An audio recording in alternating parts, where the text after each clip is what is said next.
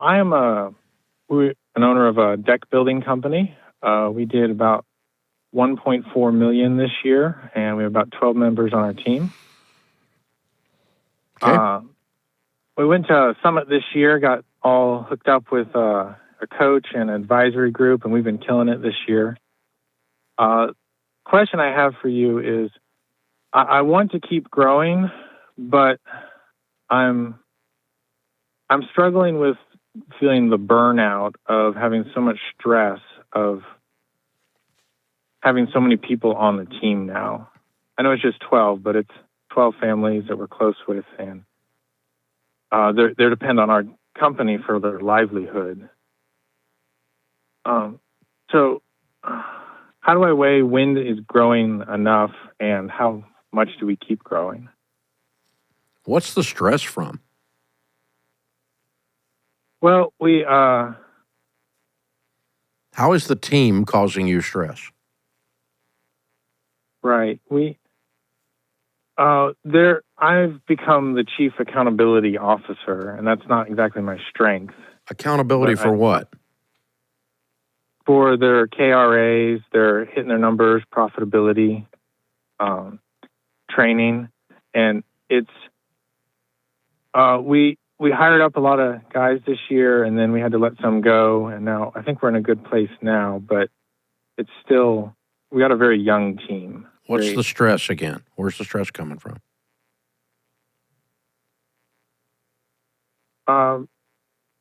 Really, it's the payroll every couple weeks. It's heavy payroll every 2 weeks. Are you not profitable? It's tight.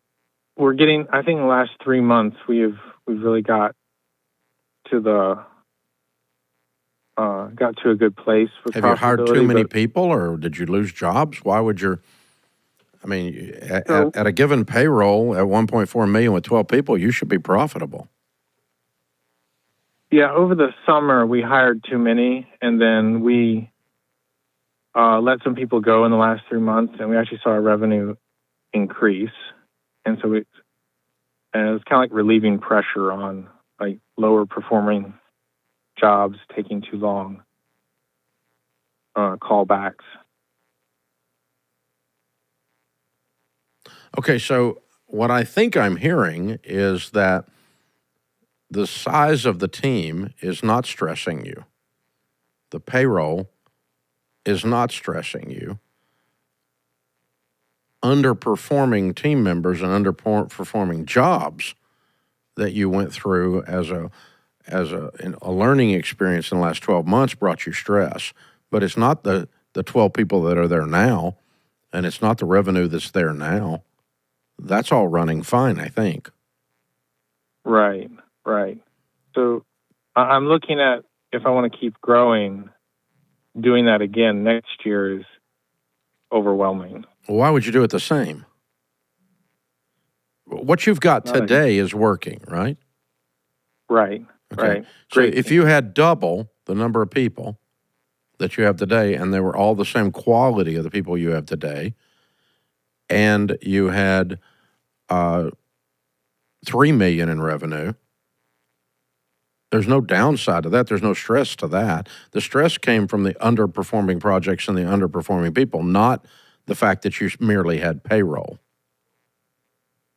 Right. So my point is, you're assigning in your brain this stress or burnout or uncomfortable feeling to the wrong thing.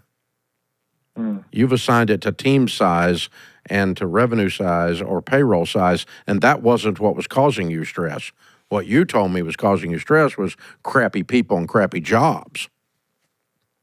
And if you keep doing the same crappy people and crappy jobs over and over, well, you would deserve the stress. But that's not a reason to downsize. You wouldn't do that. That'd be silly. Right. So why is it you would think that I have 1,000 people and I'm not stressed? You have awesome team members. Why else? They're great at what they do, and they plenty of revenue to pay them. Right. We don't hire more people than we have revenue. Now, Yeah, the I stress think that I do have, you know, can come from the exact same places you had last year. It can come when crappy people get in the building. And removing crappy people is a stressful process, right? Removing the donkeys because I accidentally hired one, or we accidentally hired one. Wouldn't be me, right. but we accidentally hired a donkey instead of a thoroughbred, which is what happened to you. Or we have a business unit that is not performing and the revenue starts getting tight. And always the biggest line item in a business unit, expense-wise, is going to be payroll, just like you have. And so that's when when things are screwed up, it's the screwed up stuff that causes stress. It's not the scale. That's my point. Right. And that's manageable because I can do something about the screwed up stuff. And okay, find out why Crazy got in the building and close that door. Crazy can't use that door anymore. And so we add an element to the interview process to keep the nut burgers out of the building, or at least attempt to, right? Right. And because I got to tell you, man, you got 12 people, one or two bad ones out of 12 people can screw up the whole. I mean, it just takes all the fun out of the business. Yeah. Because they take up they burn all your calories. And they're 10% of your people. And they burn all your calories because they're doofuses. And it's just a pain, and you can't, that's the reality. It's, business is awesome till people get involved. The greatest blessings in your life are your great team members. The greatest curses in your life are the crappy ones that got in the door. And that's where it comes from. So no, I wouldn't, I think you're calling out the downsizing for the wrong reason because you've assigned the stress to the wrong thing. You've said it's payroll size or revenue size. It's not. If you could do 10 million, and you had 50 people, you'd have an incredible life. But they had to be the right 50 people. Right. And if you got 10 bad ones out of those 50, God, you got a nightmare. So, no, I think you need to scale the business. I think you need to continue to grow your business. But what you're learning is a hiring process that keeps problems away. I'll bet you've even run into that. How long have you been doing this? We're just finishing up our third year. Okay. Have you noticed a pattern with the customers that are crazy? Yeah, for sure. Yeah. To where you can say, I see that one coming. I'm just not going to take that job. This is more trouble than it's worth. Oh, yeah. Yeah. So that lowers your stress. Mm-hmm. When you identify a pattern with crazy customers, you go, the last time someone acted like that when we were signing them up, they were a pain. The last 3 times someone acted like that, they signed up, they weren't worth the trouble. We ended up losing money on the job, and they still were pissed when we were done. I don't want them as a customer. And you just shut your notebook and go, I'm sorry, we're not going to be able to do this particular deck for you. You're going to have to get someone else. And you leave that high maintenance problem customer on the curb, and you go pick up 4 more good ones with less energy burned than that one crazy one would have burned once you identify the pattern of how you acquire a crazy customer and how a crazy customer acts in the initial interviews, and we don't do business with them. They take up too many calories. Hiring a team is the same exact thing. You're going to get better at it. I'm a lot better at it than I was in the old days. I used to use a mirror, and if they fogged it up, we hired them. That's how bad I was. I was dumb. And, man, you want to talk about getting some idiots in the building, that method right there will do it. And you got a problem. And you're trying to herd cats, and they're all crazy cats. It's just a mess. So, David, I think you're better at this than you feel like you are. And your lack of confidence, I think you've learned more in the last 18 months than you're giving yourself credit for. I don't think you're ever going to have the exact same mistakes again.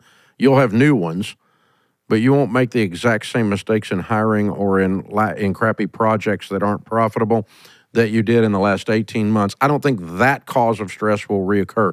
You'll have a different one later, but it is not associated with the size of your payroll.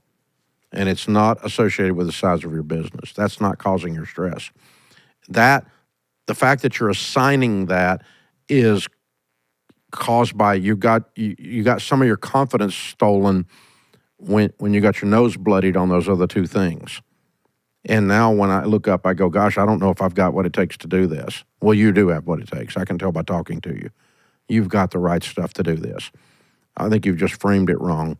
And once you reframe it and say, okay, I am not a guy that has a bad team. I have a good team.